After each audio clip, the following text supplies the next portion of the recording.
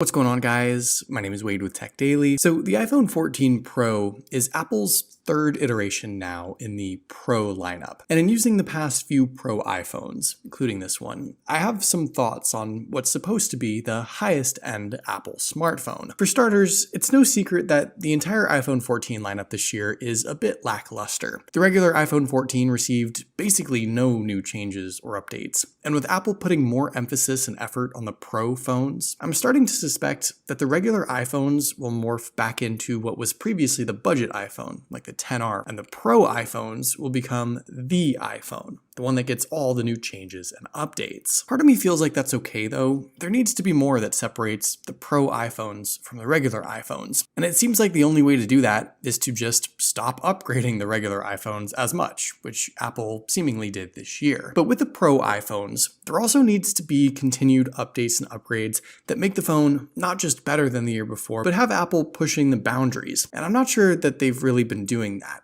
especially this year. The Pro distinction on the iPhone 14 Pro I feel holds a lot less weight than in years past, simply because the Pro features that Apple touts are almost industry standard features for all smartphones now, over say $500, and some aspects, like slower than average charging speeds, are notably worse than even some 2022 budget devices. The Pro features are limited to mainly the camera. Most everything else that differentiates this phone from the regular isn't necessarily Pro, and in fact, I almost feel, like I said in my iPhone 14 Pro Max review, that Apple should be aiming towards offering a kind of iPhone Ultra instead. The iPhone 14 Pro obviously would not be worthy of an Ultra distinction. It needs to be a whole lot more. With all that being said, I'm going to go over what technically still makes the iPhone 14 Pro a Pro iPhone this year, so you can determine if those certain features and specs are worth the many extra hundreds of dollars you may spend versus a regular iPhone. And let me know in the comments if you think Pro iPhones are still worth it, or if there's maybe some things Apple should add that would better fulfill that Pro title. By the way, since Apple doesn't include a charger in the box anymore, I'd highly recommend getting some better, faster charging accessories for all your tech. And Ugreen has some great new products to power up your holiday season. They sent me over one heck of a holiday care package that includes their DigiNest 65-watt power strip, a great desk add-on with USB-A and USB-C ports, in addition to 3 traditional AC outlets to power up to 7 devices at once. They also gave me a new USB-C hub for my laptop, which has USB 3.0, HDMI, and Ethernet ports, and SD and TF card slots, a couple super strong nylon braided lightning cables, which every iPhone user should get, and their Nexode 100-watt 4-port charger, which is my personal favorite of the bunch. This is the perfect office accessory to power up all your gear. You could charge up an M2 MacBook Air to 100% in less than an hour and a half with the full 100 watts of power, or do what I do and plug in a MacBook, an iPhone, an iPad, and even some earbuds, and charge them all up at once with the power spread across all 4 devices. With this on my desk, it actually keeps everything clutter-free. It's simple, compact, and keeps everything I need juiced up without a big mess of cables everywhere. You can grab the Nexode 100-watt desk charger or the entire Ugreen holiday gift box at the link down below in the video description. And thanks so much again to Ugreen for powering up my holiday season and for sponsoring this video. So one of the ways in which Apple likes to separate the Pro iPhones from the regular is with the build. And I should say that it's simply the materials, not so much the durability, that's the differentiating factor. The frosted matte glass and stainless steel finish on the Pro iPhones is no doubt super premium. The phone looks nice, feels heavy, there's a certain sense of quality that goes along with it, but the regular iPhones are also glass and metal. And of course, the polished stainless steel on these Pro iPhones, like any polished material, actually looks a whole lot worse after some use, with fingerprints and scratches. Pair all that with the fact that I have absolutely destroyed the front glass on my iPhone 14 Pro, likely from having some other phones in my pocket rubbing against this one, and you can see that there's nothing particularly Pro about the build. It's shiny, it's nice to look at, but it's not any more durable or better, regardless of Apple's ceramic shield on the front or sapphire glass on the camera. Now, I'm not saying that I want some rugged, rubbery, and plastic iPhone either, but Pro isn't really the right term here. Premium makes more sense. Now, technically, the only redesign we saw on the new iPhones this year is the new dynamic island notch up top that came on just the Pro iPhones. And after going back and forth on this quite a bit, I've come to the conclusion that it's fine sometimes, but I don't really see it catching on. The dynamic island is this fluid area around the speaker and selfie camera and Face ID sensors that are all still there, but blending into that stuff, you'll sometimes see some notifications or app controls that whoosh on into this little widget that you can then interact with. So for example, your music or video controls will pop up there. You'll see like your timer, some notifications, phone calls, low battery pop-ups, stuff like that. And every once in a while, I might tap on the dynamic island to bring me back to an application or control the playback controls of something I'm listening to, but the longer I've had this phone, the less I've actually used any of it. And in fact, I've also noticed that the dynamic island is consistently inconsistent. App animations aren't always fluid and don't always show or interact the same way, and every once in a while, my phone will actually glitch out and keep jumping back into the app that's associated with the dynamic island, even if I'm swiping up to go home. I'm also generally not a fan of the tap and hold controls. I feel like they should be reversed, so tap to show the widget and tap to hold to get back into the app. All in all, there's nothing pro about the dynamic island, and like I've said, I actually think this feature will wind up going the way of like 3D touch. It'll be here for another iteration or two of the iPhones, but ultimately scrapped as its usefulness becomes less and less apparent. As far as the screen itself, Apple's new brighter Super Retina display on the iPhone 14 Pro is about as much of a pro display as they could call it. And in fact, I think it does far exceed what you get on most other smartphones this year. So its full nomenclature is the LTPO Super Retina XDR OLED panel. It's a lot of letters. And resolution-wise, it's about the same strange 1179 by 2556 setup as the regular iPhone 14. So it's not any sharper. And actually, the bold OLED colors on this phone look similar to the XDR OLED screen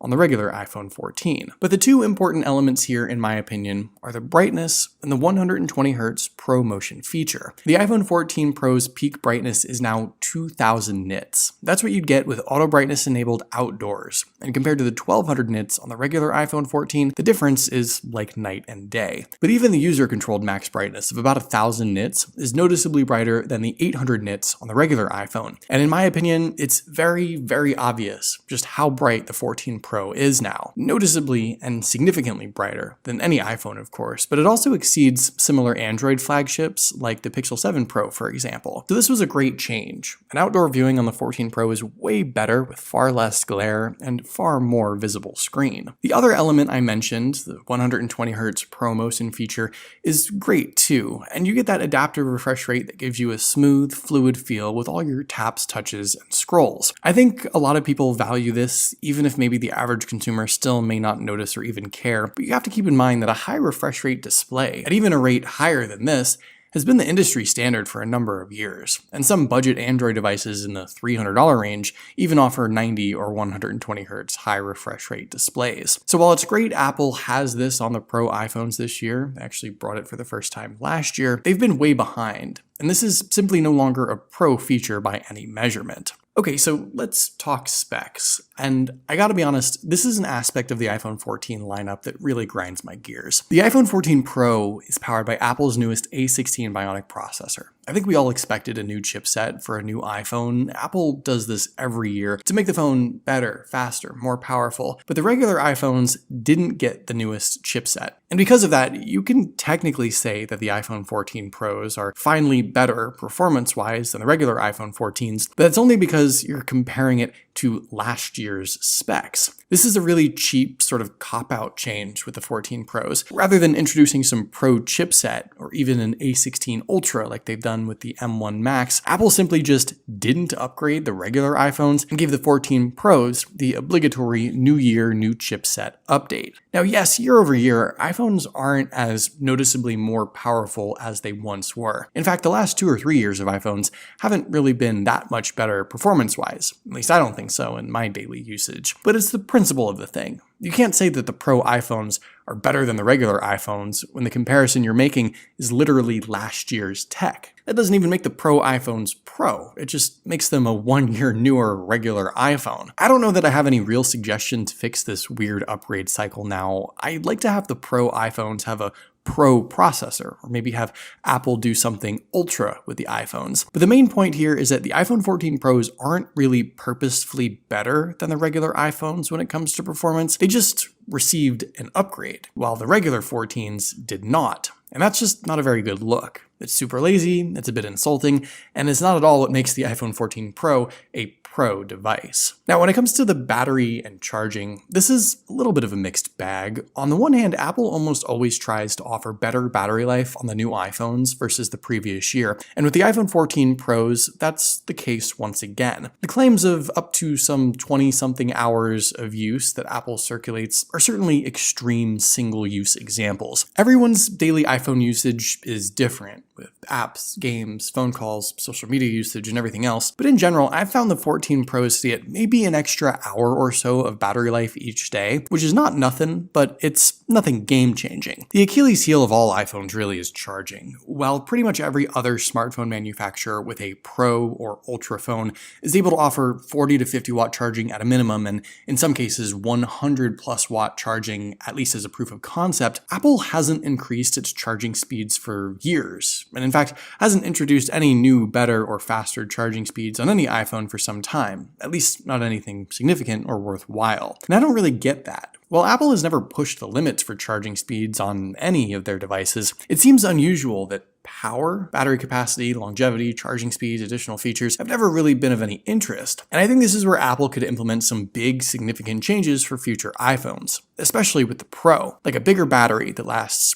2 full days, or doubling the charging speeds, or adding reverse wireless charging to charge some AirPods, for example. But for now, power and battery life are far from being Pro. So finally, year over year, the Pro feature with the Pro iPhones has been with the cameras. And this year, that's once again the same story. This is also where the iPhone 14 Pro sees much of its upgrade from the previous year. The main camera lens is now a 48 megapixel shooter, paired with a more capable 12 megapixel telephoto lens with 3 times optical zoom. And the third lens is also an improved 12 megapixel 120 degree ultra wide lens. The selfie camera seems relatively unchanged, but inside the camera app, Apple of course delivers a number of shooting modes and features that both the average consumer and pro filmmaker can take full advantage of. Now, there's plenty of stuff here that I don't even use. I'm not some cinematographer, I'm a relatively average picture and video taker, but I like my extra abilities from time to time. And while you shouldn't use this feature with every picture,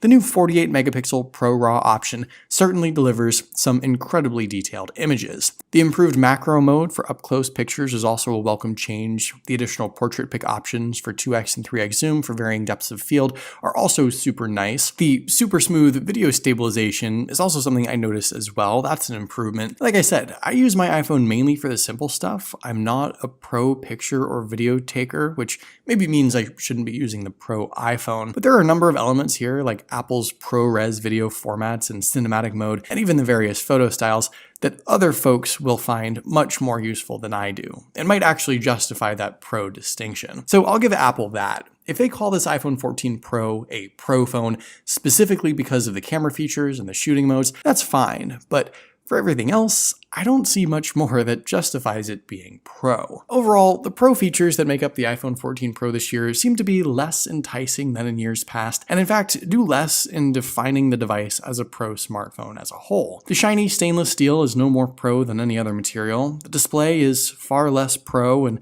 more just on par with everyone else. The specs are certainly not Pro, and are simply being compared to one-year-old components now. And the camera, well, that's certainly Pro at least, but if that's the only definitive Pro feature now, where does that really leave us? I think the iPhone 14 Pro has a lot to offer, but I'm having a hard time seeing the Pro elements to it. But what do you guys think? Am I maybe missing something here? Let me know in the comments down below. I'd love to hear your thoughts, of course. Hopefully you guys did enjoy this video though, or at least found it helpful. Be sure to follow TechDaily on Twitter and subscribe to the TechDaily YouTube channel if you haven't already, and I'll see you guys later.